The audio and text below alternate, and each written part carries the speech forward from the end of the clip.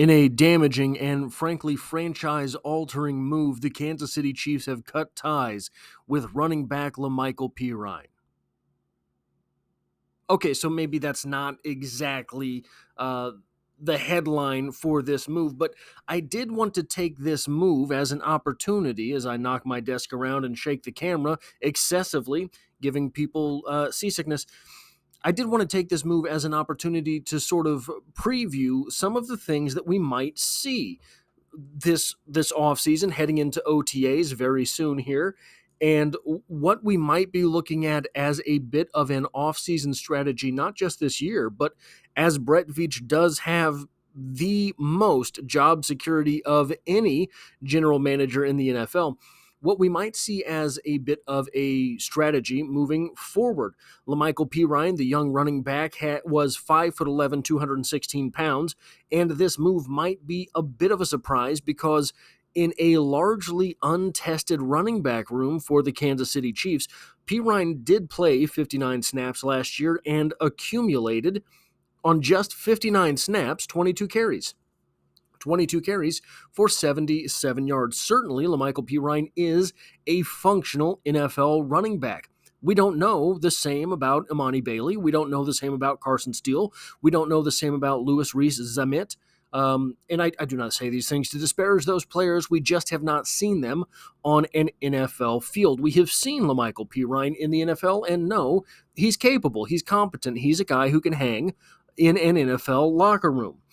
This leaves, by the way, on the 90-man roster for the Kansas City Chiefs, Imani Bailey, Clyde Edwards-Helaire, Hassan Hall, Keontae Ingram, obviously Isaiah Pacheco, Deneric Prince, Louis Rees-Zammit, and Zammit, and Carson Steele. These running backs all bring something a little bit different to the table. One of the things that could be said about LaMical Perine is that he did not bring anything to the table that was unique from anything all of these other running backs have. He has, perhaps, more power than Imani Bailey, perhaps more speed than Clyde Edwards-Helaire, but there's nothing really that he was bringing to the table that was all that mouth-watering as far as what it would mean to take this running back room to the next level. He is a very high floor player, but I would suggest that he's a very low ceiling player, at least judging on what we've seen on the field. I think that physically he's got a pretty decent ceiling, but we haven't really seen that play out on the field.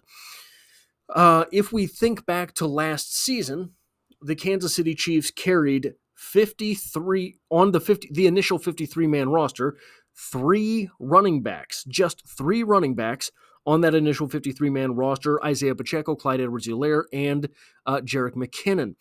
So when we zoom out a little bit and we start looking at other things, while they did only carry three running backs, they also carried zero fullbacks for the first time in the Andy Reid era, something that I imagine we're going to continue to see, but we might see hybrid-type players, the Blake Bell-type tight ends. I think we have one of those in this group of undrafted rookie free agents as well, so that's someone to take a Baylor Cup out of Texas Tech. But the Chiefs also last season started the year with three tight ends on the roster: Travis Kelce, Noah Gray, and the aforementioned Blake Bell. So where were the initial 53-man roster last year for the Kansas City Chiefs had an even split of 25 offensive players, 25 defensive players, and obviously the three special teams aces. So where was the bulk of this offensive unit? Well, it was at wide receiver with 7 players and offensive line with 10 players. It is yet to be seen what will be the 53-man splits for the position groups this year, but I don't imagine it's going to be particularly different from last season. The Chiefs do have an awfully high number of wide receivers with potential, but we have seen this offseason that Brett Veach seems to be, if I could use this term, and I hope that it translates well, is cutting the crap. And I don't mean the garbage. I mean, if you tell your children or your boss tells you, cut the crap. That means quit messing around. A lot of what that's going to mean at the NFL level with roster building is potential is just potential. You can spit in one hand and potential in the other and see which one fills up first. Brett Veach seems to be on a bit of a tear for disregarding potential. Tell me what you have done. That seems to be a bit of the tenor lately. Not completely, but a bit of the tenor lately. Certainly, when you look at Xavier Worthy, someone like that, we're looking at just potential, because Xavier Worthy, while I have and will justify the pick, has the potential to get completely shut down at the NFL level. There were other wide receivers who have proven on the field more than Xavier Worthy, but Xavier Worthy's potential was worth the pick. Now, moving forward, what does this mean? This is sort of the discussion why I wanted to make this video about LaMical Perine getting cut. I don't think I'm going to cover every player that gets cut one-on-one, one for one video for one cut, but this does open a spot on the 90-man roster for the Kansas City Chiefs, and we have not seen a corollary move yet for this. I think also, by the way, we are likely to see many more moves even before training camp starts. We have seen Brett Veach make move after move after move after move so far this preseason. He seems to understand the weight of the moment and what it would mean for the Kansas City Chiefs to actually win a third consecutive Super Bowl. And I've said, look, he's got his entire tenure to think about, but he seems to be wanting to win this. He's willing to sell out a little bit of the future in order to have some win now type moves. Positions that would not surprise me if the Kansas City Chiefs were to pluck someone off the streets are a couple of the obvious ones and maybe a couple of the non-obvious ones. The obvious ones, I think, would be wide receiver and defensive tackle. The Kansas City Chiefs have possibly a need at both of these positions. We don't know what is to become of Rashee Rice this season.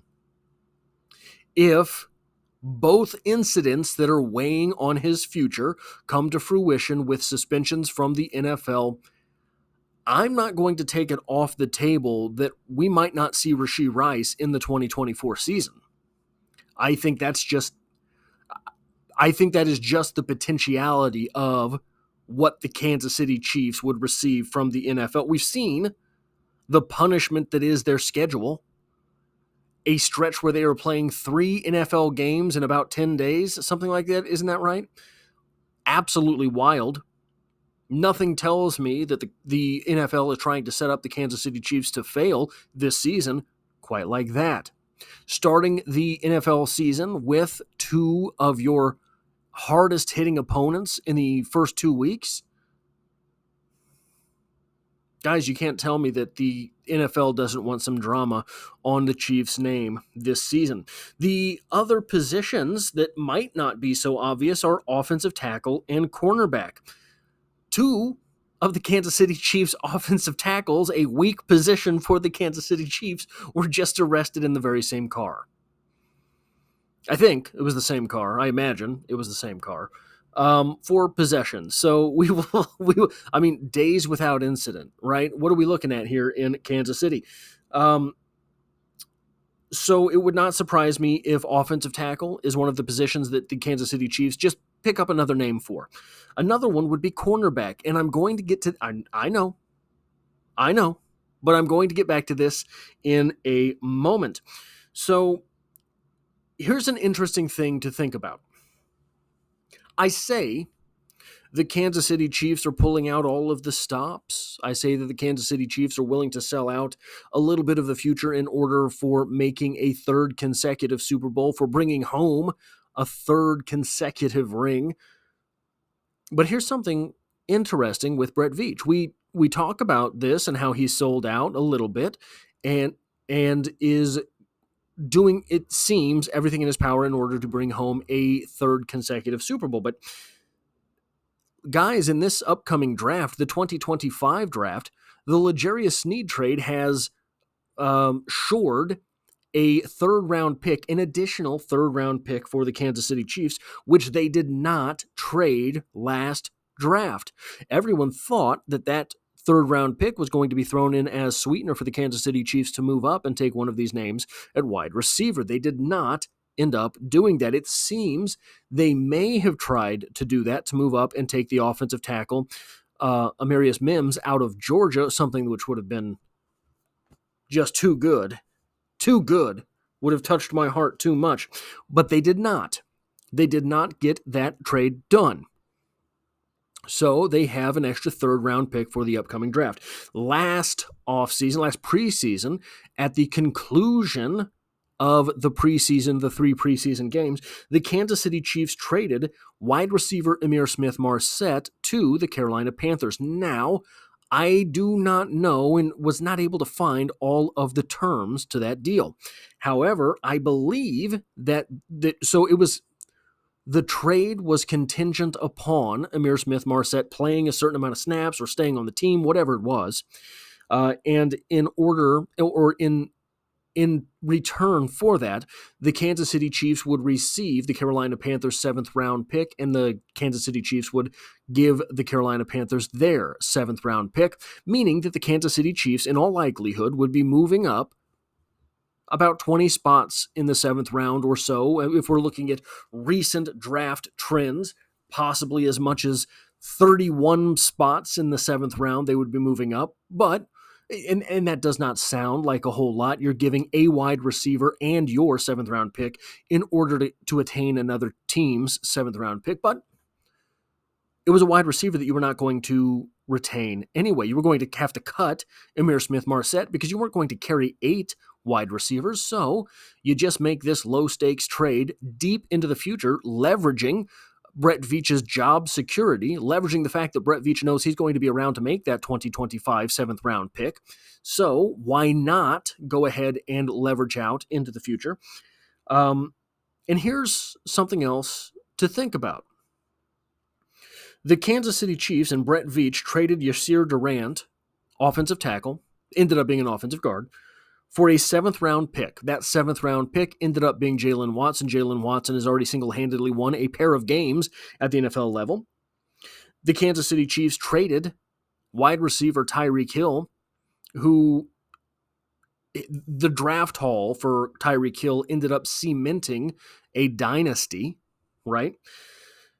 Previous trades under Brett Veach, the Kansas City Chiefs have traded away offensive tackle Martinez Rankins, offensive tackle Isaiah Battle, offensive lineman / offensive tackle Cam Irving, offensive guard with potential to play offensive tackle Laurent Duvernay-Tardif.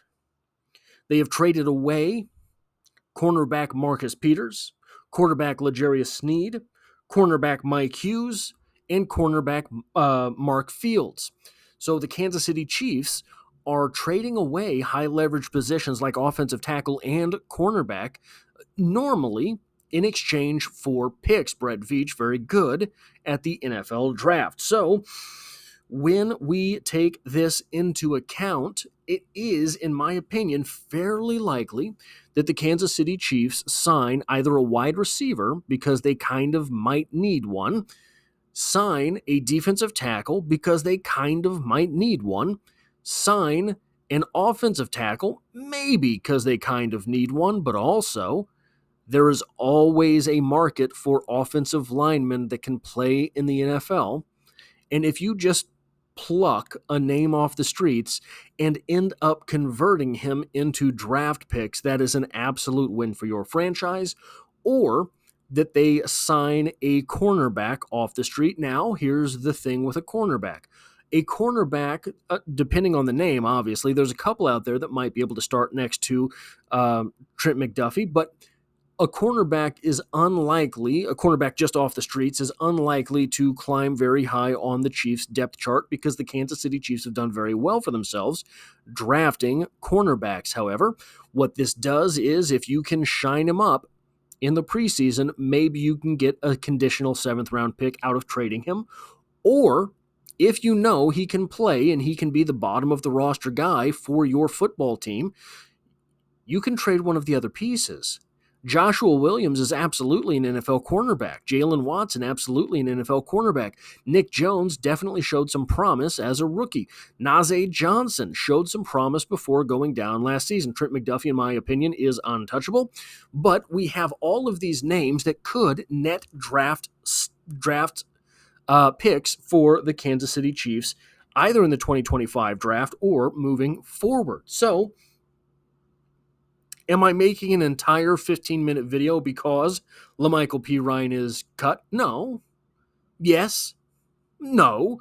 But I think that there are all sorts of ways that the Kansas City Chiefs could move and shift and maneuver this roster in order to maybe get some sweetener for the future. And opening up a spot on the 90-man roster is the beginning, of course, of that. That is all I have for this video. If you like or appreciate what it is that I do here, hitting a like button really does help me out, as it tells YouTube to share this video with other Kansas City Chiefs fans. And if you find yourself here by chance but not design, the Kansas City Chiefs are the only thing that I talk about on this channel, dropping multiple videos every single week. And I hope to have you back for the next one.